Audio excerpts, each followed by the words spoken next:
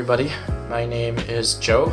I am an American, originally from Michigan, and I'm living in a small town to the northeast of downtown Madrid called Majadahonda.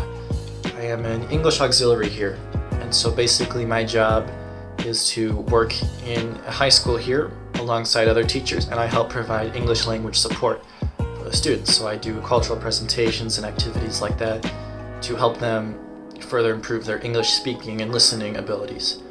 I am currently under quarantine, just like the rest of Spain, and I wanted to make a short video to kind of tell the world kind of how it is. I know a lot of the focus is on Italy and China, but in Spain we've been ramping up the number of cases as well, and I think it's important to communicate what the situation is like here, because this could very easily be the situation in the United States as well in the coming weeks.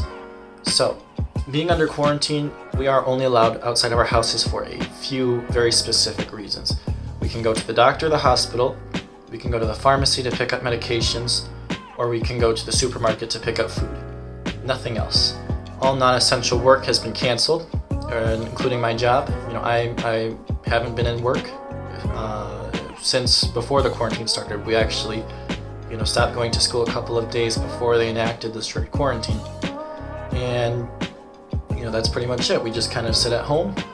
We can go on our balconies, but we can't go outside. You cannot take a walk, you cannot go for a run, you cannot do anything outside. You're limited inside of your own house. And so that's how it's been for the past 21 days. And they've extended the quarantine once already, and based on the number of cases, we expect that to get extended again. So today I actually have to go grocery shopping, so I figured I'd bring you all along so you can kind of see what the experience is like. I don't really have a comparison of what it's like normally when I go out grocery shopping, but I will bring you guys along with me and you can kind of see how life is here and compare it to your own lives there. Now, in the grocery store, I know we're not technically supposed to film anything, just for people's privacy and such, and so I can't really narrate in the stores, but hopefully this will give you a good idea of what it's like in the few things that we can go outside for. So let's go. So I'm prepared now to go outside and go shopping, and I think it's important to know what I'm wearing just to try to be safe out there. I don't have any masks. There are not many masks in Spain, and because of that I have this, which is the closest I can find, and it's fogging up my glasses.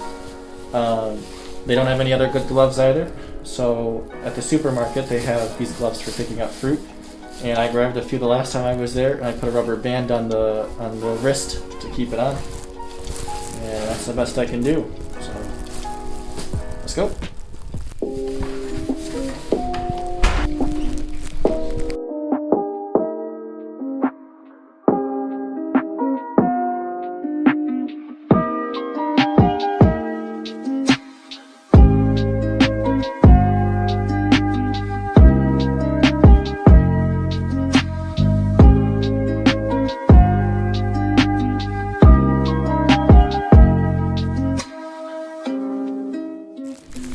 I love this. When this place closed, they didn't have any chance to clean out all the pastries, and so they're just kind of sitting there.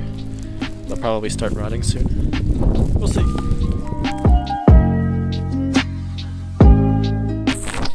So as you can see, there's pretty much nobody on the street here. A few people just walk around to get food, but other than that, nobody leaves.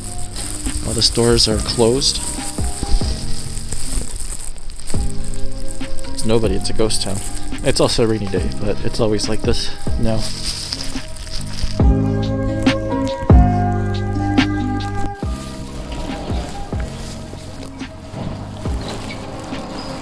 Hola. Hola. Tengo que cambiar de guantes. Sí, por favor. Vale.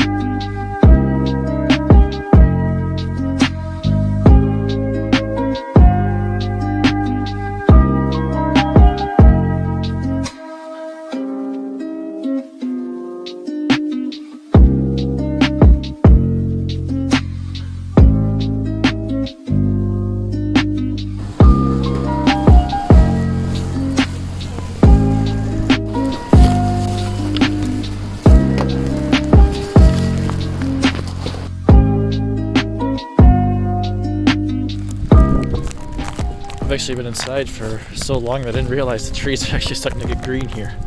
So it looks like spring has sprung. Nobody in the park.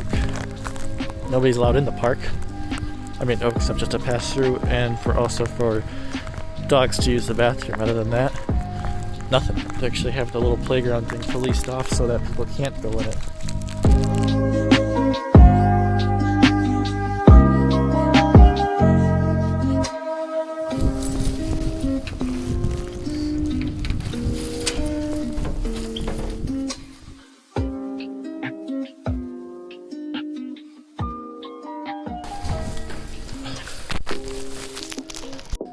A lot of people have also asked me why I haven't just gone back to the United States. I have quite a few American friends here that, they saw the headlines, the school got canceled, and they said, I'm out. They said, I'm getting out of this mess before it gets any worse.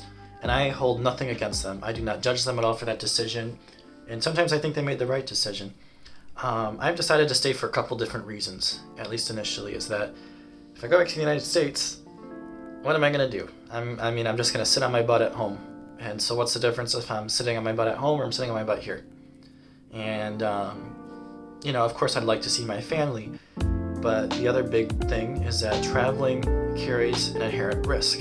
I am a human being, just like anybody else. And, everybody has this mentality of it can't happen to me.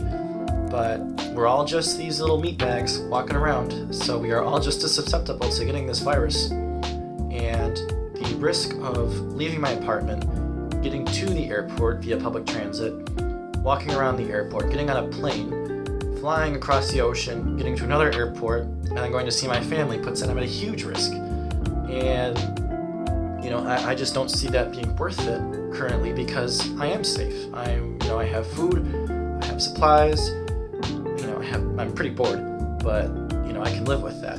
And it's not worth the risk of infecting my family just to go see them. I think that, for me, personally, my own moral code, that kind of feels kind of selfish for me to just go because, I'm bored, and put their lives at risk. That's, that just doesn't sit right with me.